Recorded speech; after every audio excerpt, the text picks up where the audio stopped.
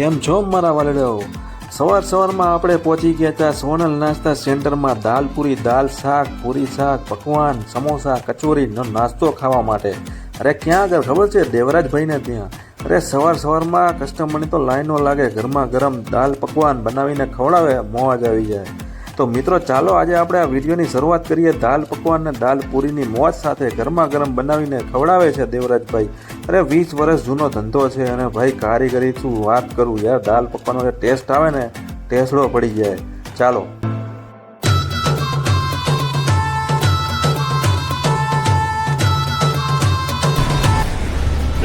શું ખાધું તમે? દાલ પકવાન. મજા આવી? Thank you. સો મિત્રો જોઈ લો, આ છે પકવાન, મરચાં ને આ છે દાળ. એમની દાળ. બાકી અત્યારે જોઈ લો કસ્ટમર આપણે વાત કરીએ. કેમ છો ભાઈ? મજામાં? એનો નાસ્તો કેવો લાગ્યો? સૌથી વધારે તમને શું મજા આવી?